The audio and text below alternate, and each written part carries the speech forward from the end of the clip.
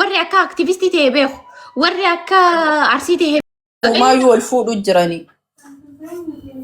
maa akka nama maraataa godhatan maa akka nama guuta akka gawwaas daddabiis maal akka maal jechuu akkanii amma de wallahi nama dabbara jiruuti ya keessa akka bahaniin barbaadan bakka an nama social media miti social media keessa seenee namatti hin dubbadhu ajandaan barbaadee dhufte seenee komantii hin kan video nama anasi jaartii obboleessa kiyyaati jedheetiin jajjabeessa jaartii obboleessa kiyyaa wayii jedheetiin dubbatan intee sheemii guddaadha wallahi kana namuu nama dhagayin dubartoonni arsii jechuudha dhiifama gaafachuu qabda hundi keessa ummal keeriin wallahi dabbara anaaf osoo hin ta'in anaaf okay fine laalee dabaruu ni danda'a garuu waan social media irra ba'e waan viidiyoon takka riikardii tahamte hanga umrii isii guutuu teessi gurbaan keessan boru gaafa ilmoo adeefan gaafan ilmoo daleef gaafa intala taatus gurbaa taatus daleef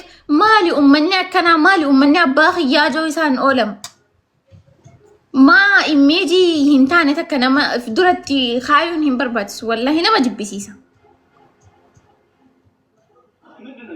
an bichaa hin beeku garuu isinitti illee hin geenye waan warra koomantiitis warra na arrabsus warruma ana jala jiru waan isin himuu barbaadu an isinitti hin geenye natti hin gehinaa tuffadhuutii dhiisee bira dabri yoo haa ta'u fidaa mataa xiyyaa baha wa subhaanallah sin dhiisan tuffadhuu bira dabri tuffadhuu xiqqaa guddaa isaanii tuffadhuu bira dabri warra si arrabsu garuu namicha san si jammar dhiiseeti jira nama guddaa jechuu namicha san naa gaafachuu qabdan namicha sanii fi eenyu taanis tahaadha faaxee jaanii moo maal jaanii isiis riikardii isiniin qaba lameenuu naa gaafachuu maaliif nama guddaa nama narra guddaa arrabsullee hin barbaadu arrabseetillee hin beeku itti dubbachullee hin barbaadu waan xaqaaqanii fi anastanyaa kana dhiisi isaan rakkoo hin qabu garuu isaan lameen san numaan gaafadhaan gastii nama fedhallee haa ta'uu seenee numaan gaafadhaan maal xiyyaa akka dhalaa akkasii fakkaatu maal xiyyaa nama akkanaa akka fakkaatu baruun qaba.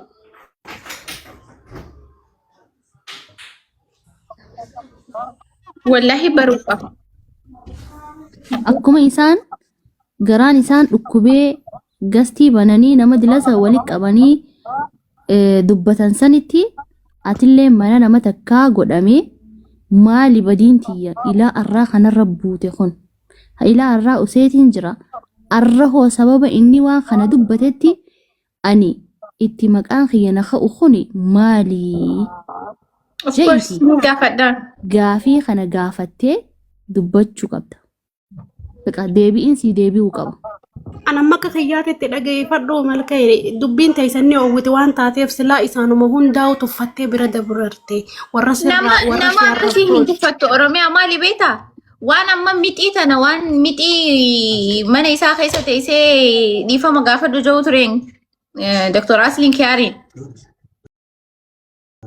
taakkasiisanii dhiisi si jammar already rabbiinu gaafa uumu tuffatamtee uumamte nama macarrashaa ibn Adam irraa macarrashaa uumame isi sana osoo hin tahin garuu ati nama dila san nama 9,000 keessa taa'ee akkana naannoo isaa rakkina biraan hojii qaba. Sanimmaa tuffachuun hin danda'u. Itti aanee immoo haadha faatee jaaniin san isiinis kaatee jaartiin tee jaartiin marree yoo taate eenyu garagalee ilaala eenyu garagaleetu qaba. Kan jechuun isiinis waan irraa barbaaddu dubbachuu qabdi. Gasti isaatillee ta'uu seenee numaan gaafadhaan. Ate haadha faatee irra laaltu nama haadha faatee san waa isaaba keessan galchuu isaabuma namaa keessaa Baalagummaa.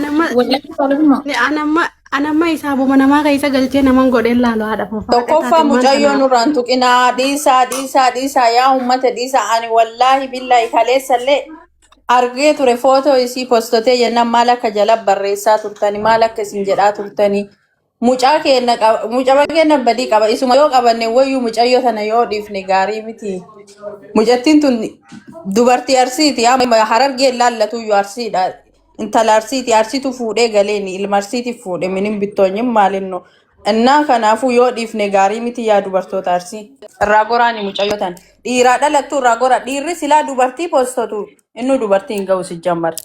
Dhiirri dubartii jaartii nama fuudheetiin mataa gad deebisu yookiin waa godheetiin postatu. Bareeddu Inni bareeddu dubartii hin ga'u akkasii sun.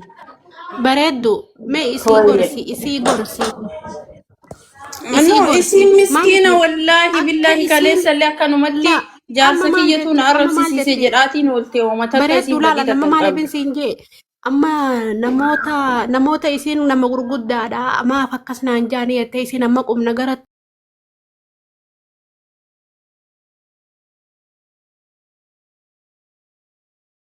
isuma biraan ol seene malee nama gastii namarrallee deemuu miti dantaa miidiyaan qabu dantaa keessattuu tiktookii kan afaaniin jibba.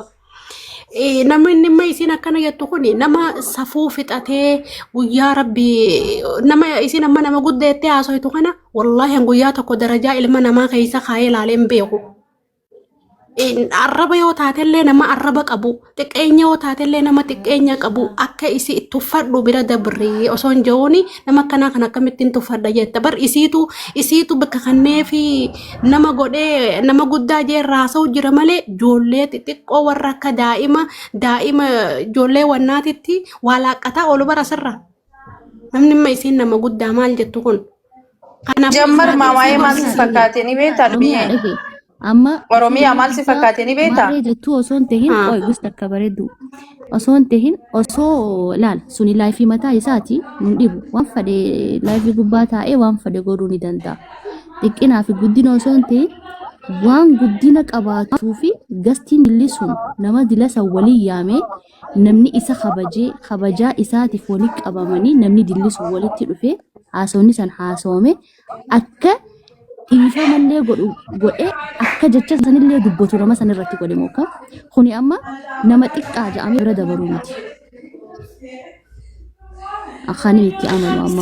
Sila طيب أما ما الفكرت إني بيت على لما خيار اللي أنا ما تكفى أنا من بديك أبو تكفى خياري أكم يوجتن لغا وان تكبل ليس متي نم بكتكتي غوتتي وانين جيب ديفا ما غافتي جرامتي أجاي فدا وانين جيب ديفا ما غافتي جرامتي من إسان تكا إساني رديمه ديفا ما غافتو مال تفيدي ديفا ما غافتو Mi'a maal si fakkaate ni beektaa? Sanuun naqu Oromiyaa sani. Oromiyaa maal si Miti fakkaate? Inni yoo barbaade 45 isaa dhiifamaa gaafatu. Badii haa qaba badii gaafatu. dhibbatti qaba haa Ni qaba. gaafatu jedhe. Ni qaba. Ka isaatii miti kan na aarse amma inni dhugumatti balleesseera dhugumatti badii gaafachuu qaba dhugumatti si'a soddomallee deebi'ee yoo gaafate oomaa miti. Isii garuu jechuudha isii tana tuquu hin qabanii. Ani kan na aarse isii tuquu kana qofa. Isi matana miskiina waan takka hin beekne maal gochuu tuqanii. Isin immoo mucaa bareeddu shamaraati sababa isaatiin akkamitti tuqamtiidha. Sanlikkii amma akkuma inni bareeddu ayyee na dhageeffadhu bareeddu waan jechuu barbaadeeti. Oromiyaa akkasii miti bar. Ulaarra deddeemee osoo sun dirqama mataa isaatiin siin jee bar. Osoo isaa fi ijoollee arsii fi miti. Hatta akka waliigalattuu dhalaa hundaa'uu dhiifama gaafachuu qaba. Kiyaar. Kuni akka saba takkatti miti. Akka dhalaatti, akka dhalaa waliigalatti, akka haadhaa, dhalaan obboleettii, dhalaan ilmoodha, dhalaan jaartii, dhalaan haadha. Tokkoffaa namni isii arrabsuu ni beektaa lubbiyyee nama isii hin beekne isii arrabsaa bara wallaahi namni mulkeer beeku mulkeeriin hin arrabsu. Maaliifi ta isii arrabsitu kunoo faaxee mooftuu argitee mana madaamii keessatti dullacha namni illee hin dubbisne agilgilootii fixatee waayifaa madaamii qaba waan biraa hin beektu silaa namni itti najamu dullacha bifa hin qabne osoo gabbayee namni miidiyaa irraa arguu hin dandeenyetu dubartoota akkasittu si arrabsa malee namni rogaa jechuudha namni dubartiin maal dubartii yoo gosa takka deemtee heerumte kabajaa akkamii akka qabdu beeku. Laal. Dubartiin Amma takka biyya tokko yoo heerumte kabajaa qabdu ka beeku akkasii nama narrabsu. laal bareeddu waan takkaan siif himta. Haadha faatee dhalaadha. San akkasitti moggatti haa qabamtu. Dhalaan Wasa kamara waan nama gaarii arrabsa wasa namaaf akkasiisanii hin deebiin deebistu deebisanii. haa jettu. Miknyaatuun unkaan isii miti xurii isiin qeensa isii jalaa baastee darbituu hin geessu haati faatee. Tasiisan haa cuqqaallu. Akka wanni kun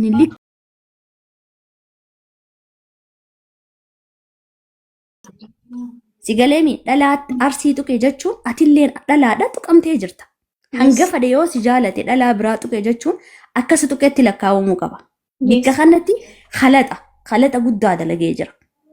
Maaliif dhiifama kadhachiistanii maaliif akkana hin jenne obboleessa isaanii maal hin saqqalle. Hunta malakkatu bar. Kan jee bar. Amma bikka san bikki badii qabu badiidha jennee bira dabaruu qabna. Maa hin saqqallee akka fedhe maa hin goone. Adabsiifatanii miti.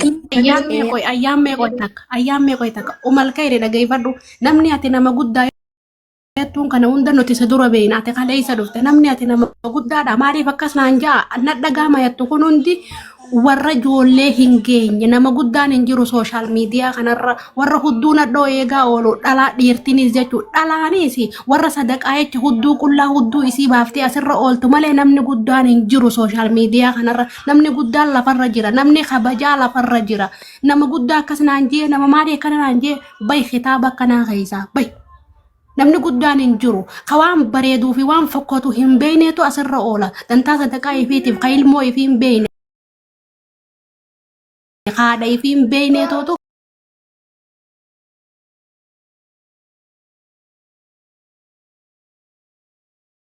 Labsaniitu akkaan kabaju maqaa isaa yaamuu wallahi natti ulfaata. Kabajaarra. dhiisi bayii keessaa amma waa'ee nama guddaadha waan namaati nama guddaa gootee amma nama akkamitti kana naan jettu kun hundinuu joolleedha joollee yoo jettu nama gaxaantii namni soo tiktaakii kanarra warra odoo ilmoo qabu hiriyaa ilmoo isaa hunda hudduu laalaa ooluu bar. Warra hiriyaa ilmoo isaa hunda hudduu laalaa ooluu sooshaal miidiyaa kanarratti guddaan isa jira akkam bareeddu tumaashii teenya. Baay'ee nama gaddisa. Nagaa akkam?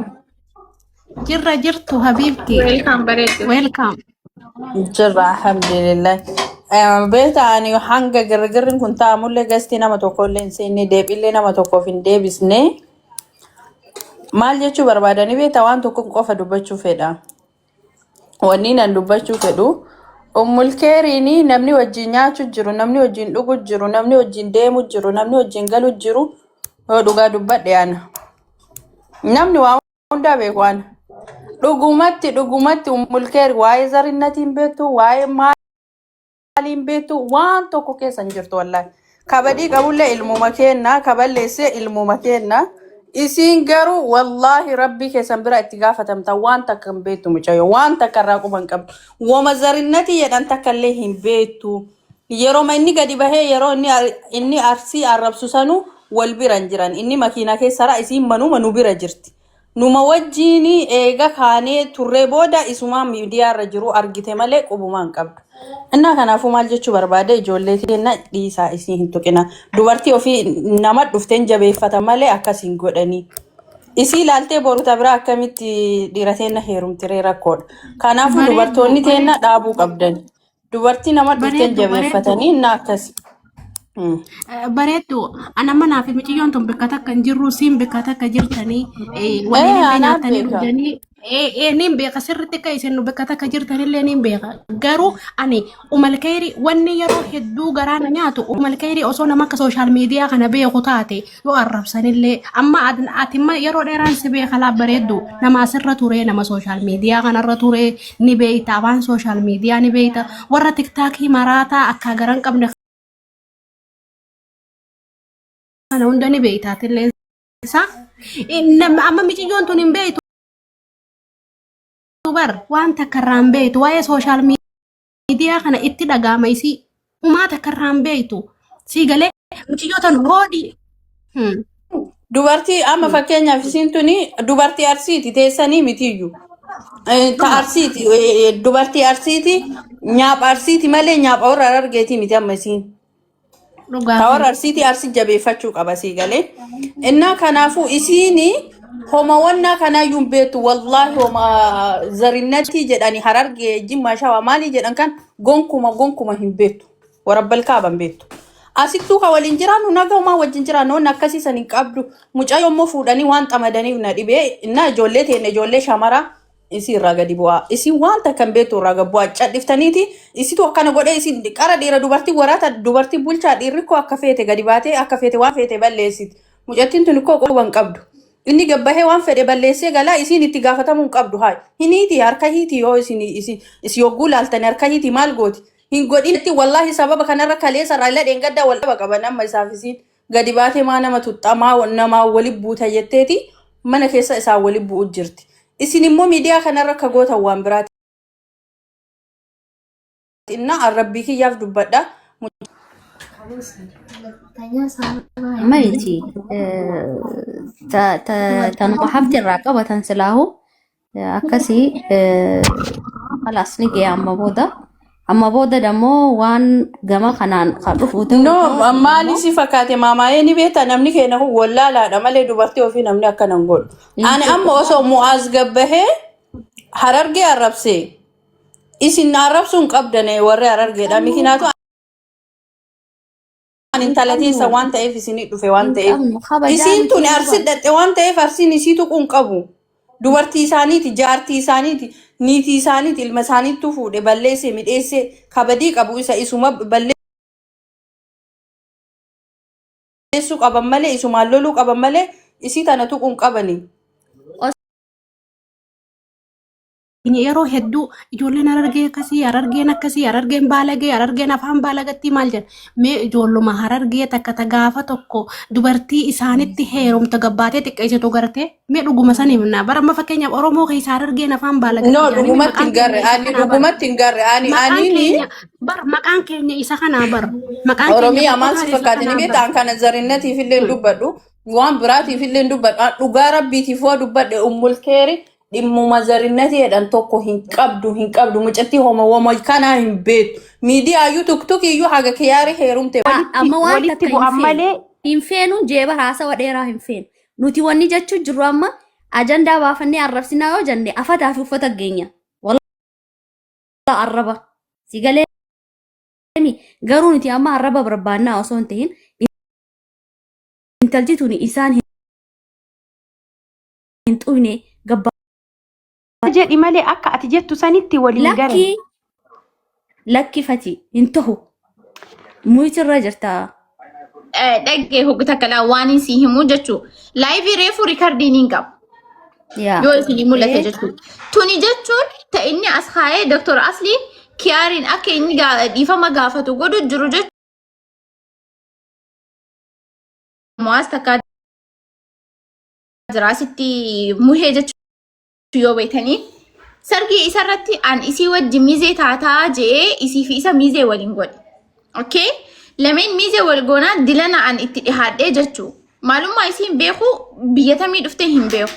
Itti dhihaadhee miizee godhee isaa wajjini kalee sababa inni itti dubbatetti warra arsiidee akkanatti waan taane dubbatetti ol kaatee maqaa kiyyaan naaba bareechite.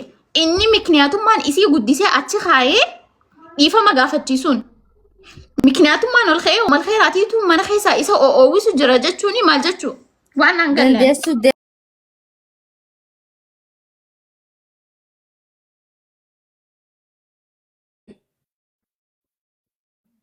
Garuu nama karaa gabaabaa siinjeemi qoyaa siinjeemiti dhaggeeffadhu jaarsa keetirra siinjeemiti tachi achi dhumatte umal kayri dhaggeeffadhu yooni fi gartee warra asirra deemee si arrabsu gartee dulloota waggaa 30 mana madaam keessa taa'e qaxalabaadhaan bara mallasaa biyyarra abee kanaan gammachiisa jette khiyaar jalaa bahi ankaraa gabaabaan sitti himaa dhaggeeffadhu yookiin ammoo callisii jireenya kee jiraadhu wanni irraa harreerraa deeman eegin ummata jiruun harkaa badde namuman arrabsinen qaban nama dhiira arsiitti heerume sinii gala si fakkaatti.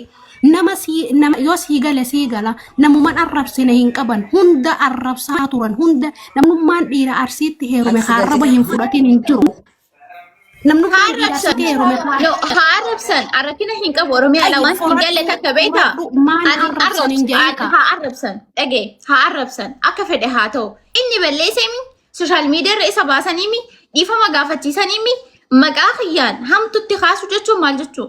Taanis mana isi live isi banattee akkana silaa jaartiin ta'e jaartiin Maariyoo taate eenyu keessi garagaleetu. Isiin ammata soddomteessee asoo namni akkanatti ilaaluu hin jiraanne an ammata 20 hin dandeenya. Garuu maali beektaa? Safuu waan jaamu jira. Faamilii jira. Faamilii dhagaa. Nama ati si beeku nama si guddisee jira.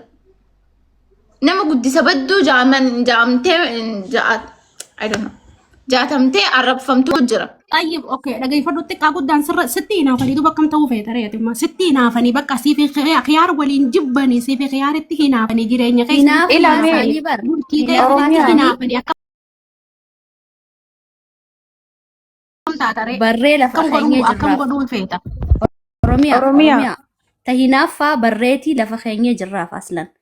Walaakin amma dubbuma khiyaar jedhe san irratti ummulkeen si jammar ka'uu hin qabdullee jiddullee seenuu hin qabdu waan obboleeyyan wal lolanitti khiyaar isaaniif obboleessa.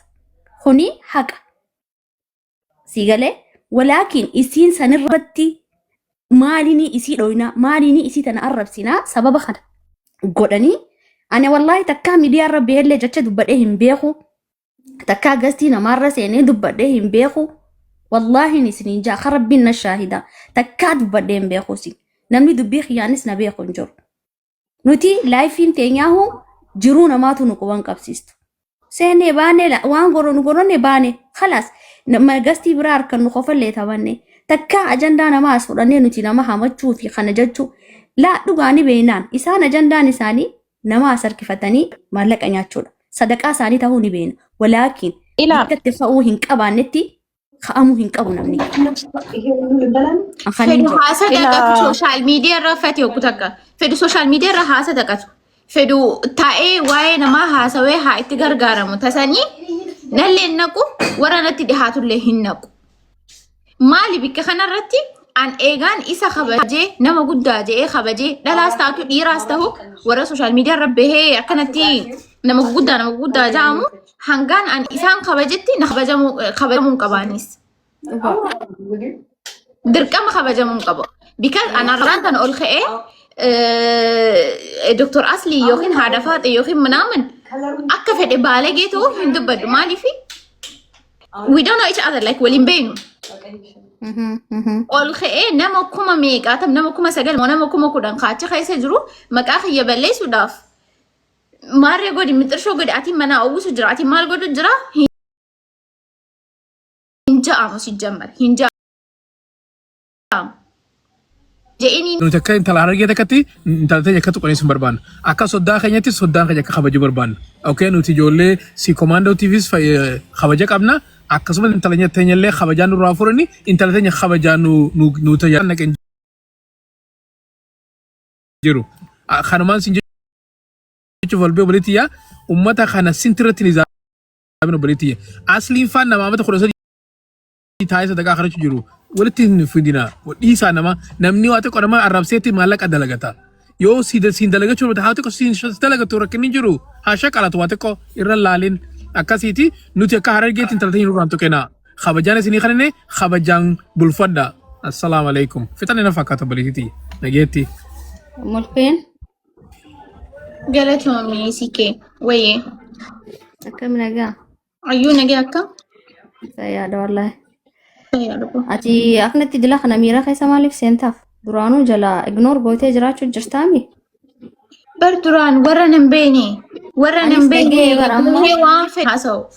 Dhageetiin jira guyyaa riikardii nagaree nama anuu aslirraa hedduu takkaanaare hedduu takkaanaare. Injaan waan akkanaa. Miknyaatuun as biratti yoo gorfachuu dandeesse jaarsa kee qabachuu dandeenyaan jaarsuma kee qabadhu jee asliin. Nama guddaa sablaadhaan hin eegamu waan akkanaa. Amata dheeraa akka amma obboleessa kiyyasan jee amata dheeraa harar gumaatu isa gargaaru jira. Sadaqaa isaatis waan fade haa ta'u.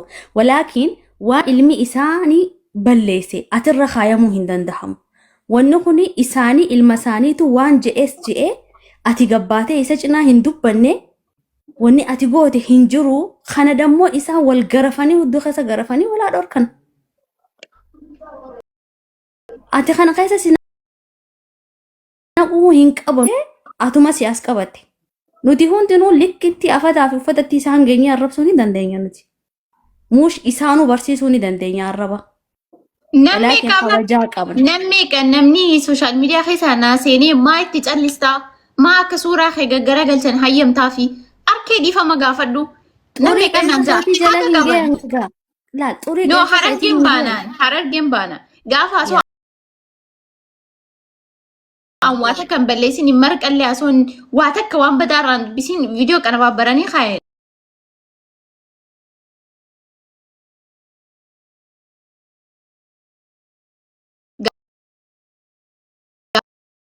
Gaafadheen maaliif kabajaan an namaa qabuufi garuu araantan ol kaanii atiin mana oowwisu jira atiin maal oowwisu jira no wala haadha faatee haa taatu wala isa haa ta'u.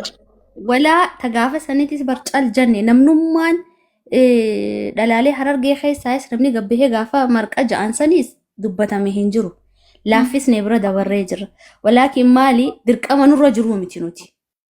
Suuroos godhuu fi marqaa isaan baanan godhu namni akka biyya ifii bula malee akka biyya namaa hin bulu. Inni jaalaltii walitti isin fiddee biyyaa biyya walitti isin fidee walitti isin hidhe rabbiin. Garuu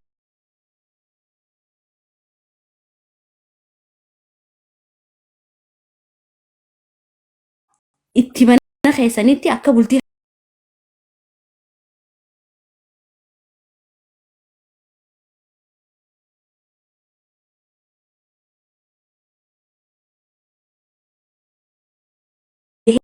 akka inni khiyaar fidee dhiifama gaafachiise sanitti gabbahee dhiifama galee miti. Haati faatee baanan sanit umrii abad isii jechuu umrii isii guututti teestee sadaqaa namni giiftaraan isii eegale hararguma isii taana. San booda harargeen shittoo irratti urgoo itti jinnii Ayyaan takka